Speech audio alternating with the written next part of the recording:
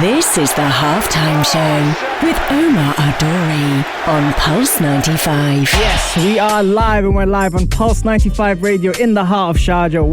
Welcome to the Halftime Show with me, your boy Omar Adori, on the only place to be at 3. Right, okay, what do we have on the show today? You know what I'm going to do now? This is not just someone that I'm very happy to get on the show, because I think for what she stands for, it's quite remarkable that we find so many different avenues to channel balance, to channel mindset, mindfulness, gratefulness.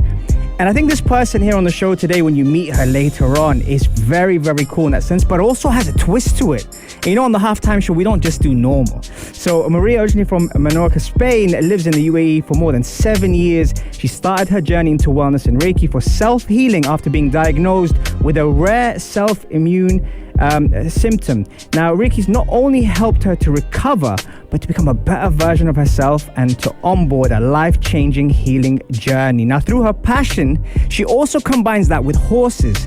So those people that love horses, you're on the right show right here. See, I've never had that before, and I told you I was going to bring it to the show, and now we're going to have her on here later on. So make sure, go get yourself something to drink, go get yourself something, comfortable to be in, and spend the next hour with me here on the only place to be at 3. I'll see you guys right after the break. This is the Halftime Show with Omar Al-Duri on Pulse 95. Yes, we are here and we are live. Shout out to everyone who's tuned in on the Instagram live at Omar Al-Duri. Thank you very much for connecting with us today, and what a show we have in store for you. Maria Stevens, or Maria, we have a couple of names for you, Maria, here. Now I checked your profile, I asked you as well. Yeah. Maria Ollero Sunyer. That's my family name, but you can call me Maria Stevens for my husband. Yeah, shout out to your husband. Shout out to Rob as well. Maria, you do some amazing things. Thank you firstly for visiting us today on the Halftime Show. Well, thank you for having me. I was looking forward. I'm a big fan of you and your career and your book, of course. Thank you so much. Thank you so much. Maria, tell us about some of the things that you do. I'm really interested with the Reiki and the different forms of it that's helped you get there on your journey. What is Reiki, first of all? All right, so Reiki is an energy healing. Basically, it was founded in Japan by Mikao Usui in the early 20th century, so it's quite new. And it's based on the idea that health comes from the energy flow in our body through and around us, and that the energy flow affects our physical body. So then any negative thought that we have will affect the energy flow of our body, and then a positive thought will give us a better health and a better flow. Excellent. So it's all about that we are all energy, and we are connected to everything, to the plants, to any animal. Nature. So we are all exactly nature. And basically, a Reiki practitioner, what does is that brings back the humans to remember that they are energy and that they can actually feel themselves. Yeah. And I always say these examples so people understand. Back in the days when humans used to live in the caves, I think I told you that before, we had enough time to heal. If we would fall down and break our ankle, or if a woman would give birth, we would have enough time to heal. But nowadays, with the lifestyle that we have, we don't give enough time to our body and mind, because also we need to heal from grieving, from a break, from when they break your heart, or anything emotional. So it's all about going back to this essence of the energy and who we are, and give us time to really, help and complement the healing process through a very deep way. Yeah, and how do you reach that stage, or how do you practice that? Because from what you're saying, you go way back and you go into the foundations and the roots of where it starts from in terms of energy. How do you practice that? All right, so we practice that with the hands, right? So basically, if you put your hand one on top of the other, you can kind of feel a little heat in between your hands. This is basically energy. And then what we do, the Reiki practitioners, we are just a channel between the universal energy, or what exactly the life force energy, and then the human body. So we kind of allow this body to relax. So the feeling in a Reiki session, I would be passing my hands through your body, but just a little bit above, or I can touch as well, but it depends on the patient.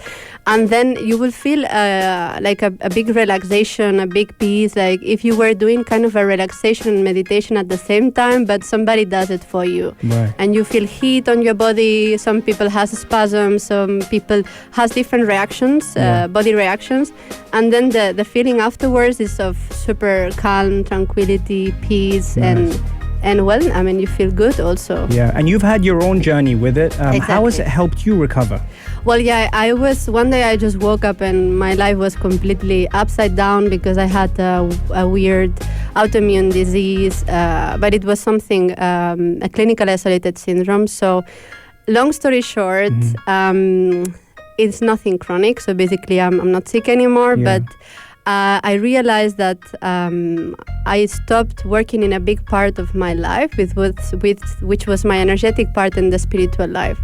So actually, how I went back to Reiki, because I had some Reiki experiences when I was younger with friends, because their parents were Reiki practitioners, and it was something very weird back in the days. While I was recovering at home from this illness, that I could actually, my half side of my body was numb, so I couldn't really walk properly. I was very tired. I mean, I had something in my brain, so it was a big thing that affected my body. And I remember Rob, my husband, was very sick with a toothache, but like a terrible toothache.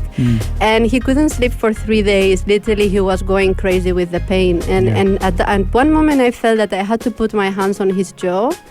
And that it would help him. And it just came naturally to me. So I literally put my hands on his jaw and he slept. He passed out for like 20 minutes. And he was snoring and, like he was away for like 20 minutes. When he woke up, he was like, what happened? And I'm like, well, you were healing. And then from now on, from there, then I joined on courses, and it was all about healing myself. And Amazing. That's exactly what I did. We have a question here coming in asking from Lara, do you believe that the full moon or new moon really affect our energy and our mood?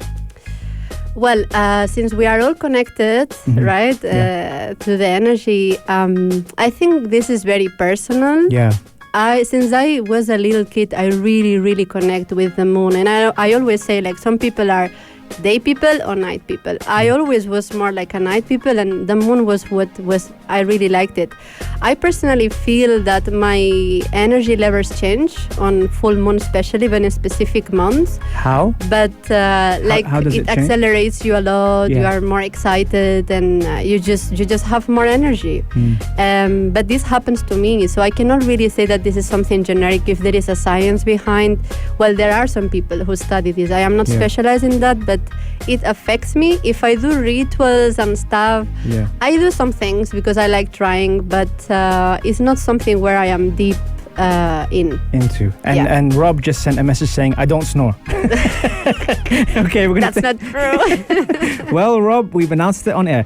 We're gonna take a quick break. This is the Halftime Show with Omar Al-Duri on Pulse 95. It sure is that time. It's the Halftime Show with Omar Al-Duri. I'm your host, covering everything sport, international and local. If you do miss the shows, don't worry. You can catch all of our episodes on Apple, Spotify, SoundCloud, if you like a podcast, or even head over to the YouTube channel and check out Pulse 95 Radio. We have some fantastic guests like Maria, who's on the show today, who get to really shed light and education on what they do and how effective it is to be able to implement that in our daily lifestyle. Right, okay. Now, Reiki, expands more than just humans. And what I really like about what Maria does is she has a connection between Reiki and horses. And earlier, Terry asked a question, which I'm going to shoot to you straight after this one, is what's the connection between Reiki and horses? All right. So I'm going to start from the beginning, where I was actually on a flight coming from Spain to Dubai, and I had this vision in which I saw myself doing Reiki for a horse. So at that time, I didn't know if that was possible, if this even existed or anything. So I started doing a research, and I found very little information, mainly in the US and Germany. And then I realized that it's not something that many people actually develop. There is not really a proper methodology. So I kind of went back to Dubai, and when you start into I guess it's a wellness journey, but for me it was a healing journey, and you go in the right direction, so many changes happen in your life, and then things start to happen, positive things. So the moment I landed, I got a message from a friend telling me there is a rescue place in Abu Dhabi called Right to Rescue, by the way. So if you love horses and you want to help, big shout out to them and to Yasmin, who manage it. And they need help. And I say, well, economically I cannot help, but I would love to talk to that woman. So I called her, and she opened me her heart and her heart, and she said, you can come and do Reiki to my horses. And I'm like, all right, I'm going to do that. So I kind of took what I learned from the traditional Reiki method with humans, and then whatever I learned online, because there are other types of equine therapies, such as like physiotherapy and then equine Bowen technique and other things. So I kind of combined all the knowledge and information that I could find, and I started practicing Reiki on horses. So what happened there was like magical, right? And I'm going to describe this with one example so you all understand. But to answer the question of, I don't remember her name, but about the chakras. Yes, she said, do horses have the same chakras that humans do? Yeah, well, so humans, we normally work with the 7 major chakras. But there are some theories that there are other chakras. So how I see it for my experience, when you do a session, there is people who needs energy in different parts of the body, right? But yeah, there are 7 major chakras related to specific emotions and specific parts of the body.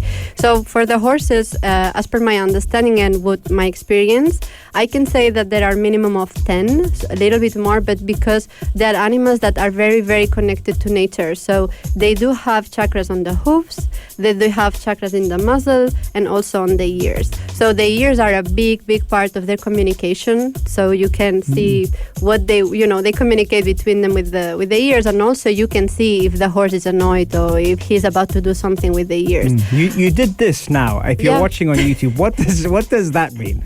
Well, no, this is like the ears of the horse, Yeah, no, I know, but when it goes backwards, is it something? When it goes forwards, is it something? Well, when they're like this, they are like, what is happening? Yeah. If this is like this, I'm gonna kick you. That's Okay.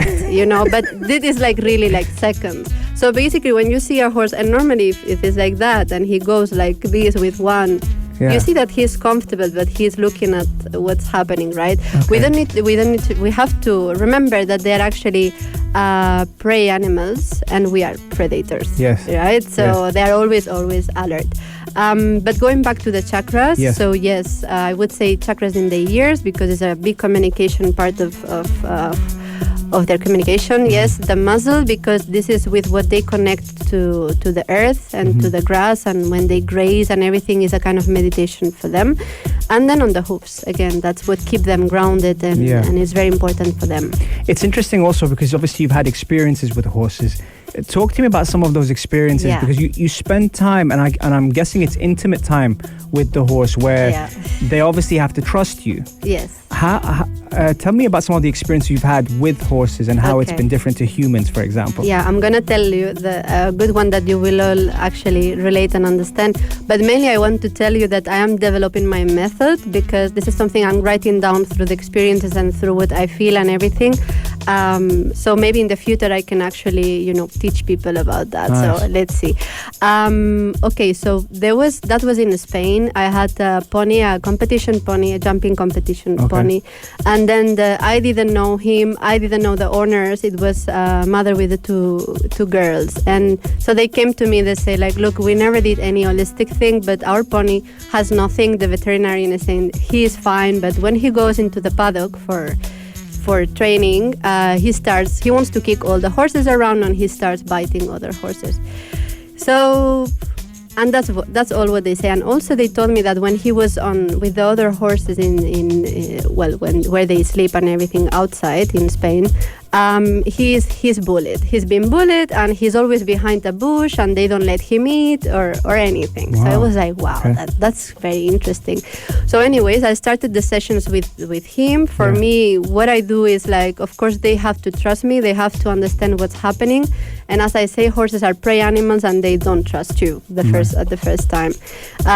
So then the first session for me is more like an introductory session. They have to understand what I'm doing, and that I don't want anything from them. I actually want to help them. So every horse has its own time and sessions, but mainly there is an average of 1 to 2 sessions in which the horse truly opens and is like, okay, I'm all yours, right? In that case, it was the first session, he connected a lot, but I had to ask one of the girls to come in with me, because I saw that he was super attentive on one of the girls. So I say, please come in, I think he will be more comfortable. So anyways, after the session, so what happens when you do Reiki and you are very much connected, you start having some signals. And I wouldn't say they are visions or they are voices or messages, but there are things that come to you and you know, right? So from this pony, I had 3 messages. So the first one was that the horse was trained when he was a foal with a very hard beat. So basically, they have the heartbeats that they make them pain so they can control the horses. Right. And that he was trained very, very hard on the mouth. And then, so I asked the owners when I went out, I'm like, look, I felt that, do you know where is the pony coming from? And then she was like, well, actually, yeah, he's coming from a farm that everybody knows that this guy is very aggressive when they train the horses and everything. And then I was like, okay, so this is one thing that really, really bothers him because it's triggering, memories. I mean, this is what I believe. So this was the number 1. Number 2, I felt that he was feeling completely used. So I asked them, what is the relationship between them and the horse? And then they say, well, we come, we see him, we take him for training, and we put him back. So I'm like, okay, he's feeling used because he needs also to spend time with you. You can walk with him around the stables, you can take him to get some fresh grass, and a horse at the end of the day, he's super grateful. If you are kind to him, if you treat him as a companion, he will be with you until the end, right? And the connection is massive. So this is the number 2 that I told them they should spend more time with him and also try to ride him without saddle and there is another halter that doesn't have beat, so trying to do that. And the number 3 was that I felt that he has a big emptiness inside, has like a grief. So I asked them, is there any horse that was around him that is no longer there, or is there somebody who was riding him that is not riding? No. So I'm like, that thing stay on me, but they say no. So I start kind of asking around the stable, and then the stable owner told me, actually, there was a pony that was always with him, and they were like the best friends, and they would eat together, and they would rest together, and they sold that pony, so the pony is not there. So there you go. Now you have a pony that is feeling grief because they took out his best friend, that he's feeling used because they only take him for competition and training, and that he doesn't like to be ridden with a very hard beat. Yeah. So how do you want your horse to perform properly? Horses have emotions, right? It's so interesting that you've sent almost a couple of trigger points there for horses the way that humans have, from history, from grievance, from how do you expect them to perform if they're not in the right state of mind. Yes. It's very interesting. We're going to take a quick break. There's so much more to come back, but that was very, very interesting. We'll see you right after this. Enjoy, folks. This is the Halftime Show with Omar Al-Duri on Pulse 95. It sure is that time. It's the Halftime Show with Omar Al-Duri. I'm your host, covering everything sport, international and local. Thank you very much for tuning in. And yes, we're going to get straight into your questions. But before we ask that, I have a question for you. Now, what ended up happening to the pony you were talking about? Well, the owners started doing the changes that I was asking them to do, and they truly made it. And it was very hard because the girls started to ride the pony without saddle and with biteless and everything. And it took them like about 2 months. But then the pony understood that they understood what was happening to him. So he was extremely grateful, and slowly the bond between them was really stronger. And then about 6 to 8 months after that, I was already back in Dubai. I was following up with them, and they say we went to the first competition, biteless, and the horse stopped kicking and biting, and the best thing was that the horse also stopped being bullied. So he was eating there with the rest of the horses and everything, so it was a very happy ending. Very nice. There's a question coming in for you. Do you feel like you get a more genuine reaction from a horse because it can't talk, rather than humans who can express feelings? All right, so horses don't lie and they don't have to pretend, right? So they will be with you if they want. If they don't want, they will not go. And one of the main things I do in my Reiki sessions is that I don't force them to do the session. I never tie them. I never hold them. they are free to come to me or not. So whenever they don't want, they just walk away. However, as a humans, as you know, sometimes we go for a massage and we don't like it quite much where the lady is touching, but we don't say anything. Or even if we go for a meditation or for something, sometimes we put ourselves in a moment that we don't really like it. So definitely horses are more genuine than humans. Love it. Okay, well, there's something that we mentioned earlier, and actually you've spoken to me about this a while back, and it was horse-guided empowerment. What is that?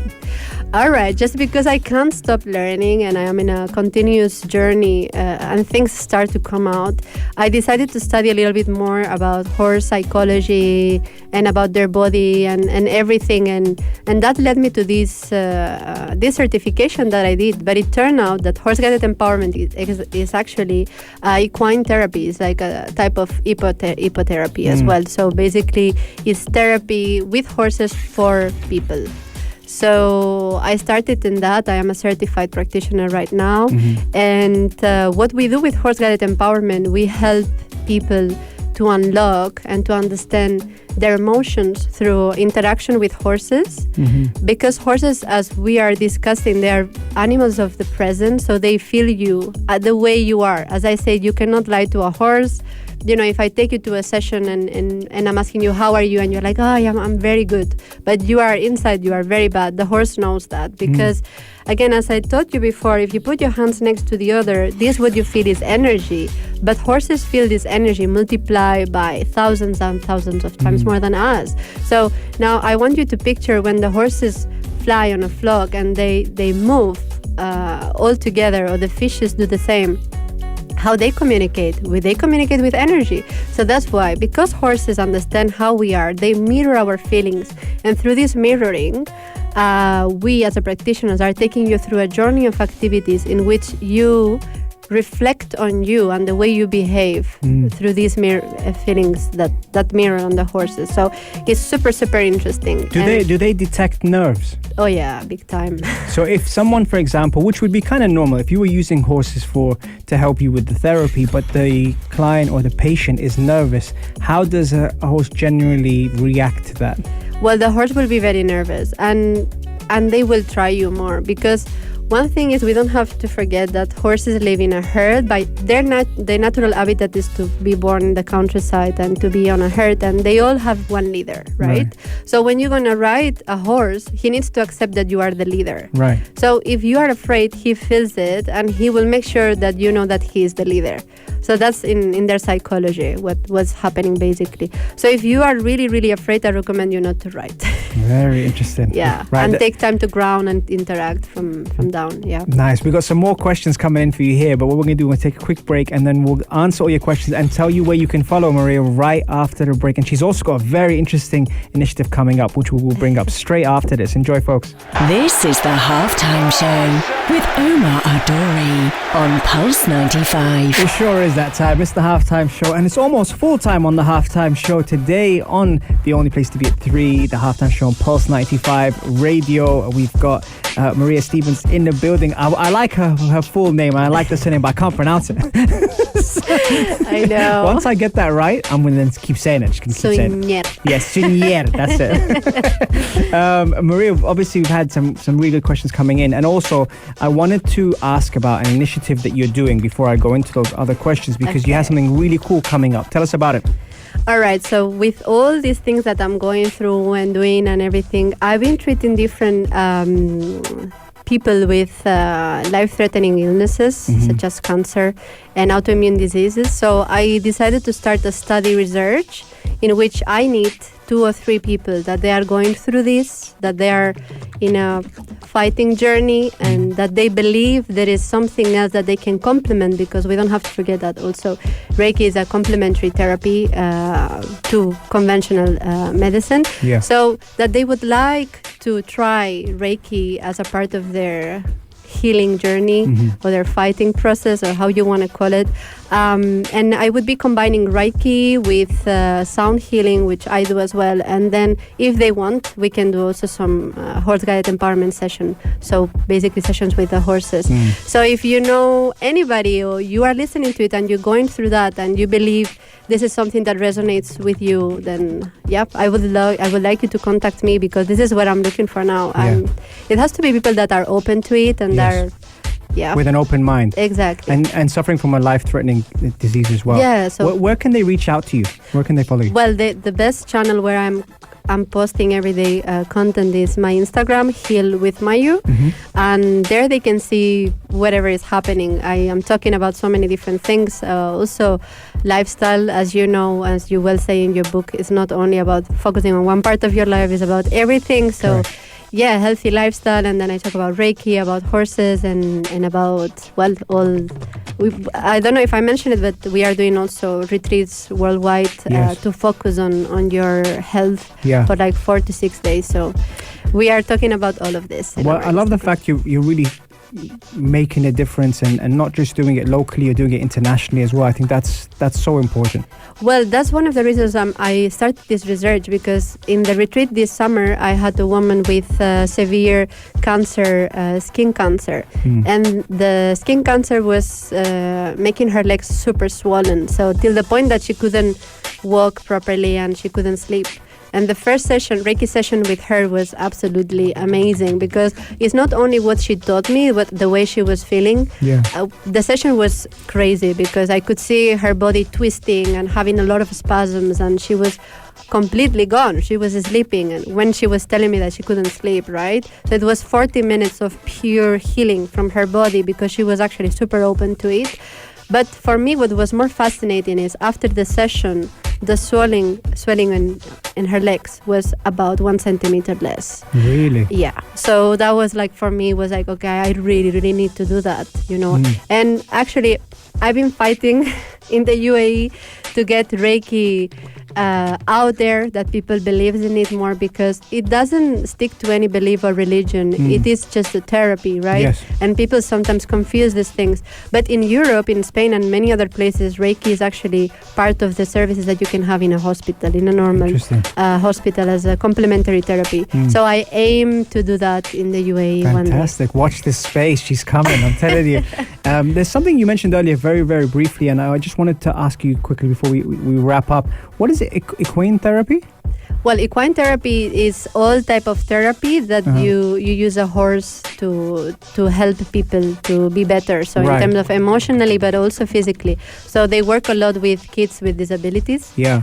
I am not in that part, because the methodology we use is a bit different to the rest of equine therapy. Yeah. And we work from the ground. We don't ride the horses. It's all about interaction from the ground. Right. And we let them free to choose if they want to be part of the sessions or not. But equine therapy, there are so many different methodologies in which the horse is used as a tool to help people improve. Yeah. Excellent. I really, really like that. Okay. Right. We had a question earlier, and Masood was asking from India. He sent in a question saying, how do you reset? How do I reset? Yeah. Well, traveling is one of my best things to reset. I believe that in every travel you can reflect about what you've been done and where you are now, and you can kind of take a break. But I love doing Reiki. I still do Reiki to myself. I mean, I believe that you can do Reiki to others, but you have to do Reiki to yourself if you are a Reiki practitioner and believer. So that really helps me so much. And good sleep, good food, a lot of laughs with my husband and friends. Yes, the whole Stevens family. Yeah, the whole Stevens family, which are very funny, by the way.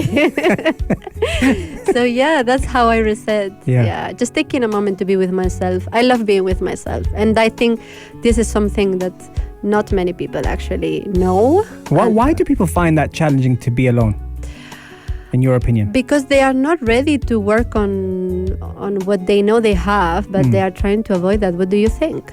Yeah, there's a slight awkwardness of being still, or not being able to move, or check your phone, or look at technology. And I think that when people do that, they almost find that weird. Yeah. and out of the norm when Yes. you normally are alone more than you see Yeah. people. But this is actually something I was listening with Dr. Joy Dispenza, who is Yes, amazing. love him, yeah. And he was saying when we're in this moment of awkwardness, this is exactly when we are shifting our energy Yeah. into a neutral state of us that allow us to feel something new and Yeah. to be closer to ourselves. So, that's Fantastic. for sure. And there you have it, folks. We are reaching full time on the halftime show. One more time, your Instagram handle, Heal with Mayu. Yes, exactly. How do you spell Mayu? Mayu is Mayu. Perfect. Yes. Good. Make sure you follow her and also stay tuned for all her news come up, especially with, really making a difference out there in society and using her practice to do so. It's going to be fantastic. And like I said, we spoke about this 2 years ago. We've spoken about this now. In 2 years' time again, you'll be taking over the world. I'm telling you. I hope so. Thank you very much, guys, for tuning in. The Adan is coming up. But before we head out, remember you can catch the show every Monday, Wednesday, and Saturday, 3 to 4. Or if you missed the show and you want to head over to the channel Pulse 95 Radio on YouTube, you can check out all of our episodes. We cover things like mental health, gut health, and how important the brain is on the body with these fantastic guests. That's me. I'm out with Maria. Take care, and we'll see you soon. If you liked this episode of The Halftime Show, drop a like and subscribe. 95. Be sure to follow us on Instagram for all our daily updates and top stories.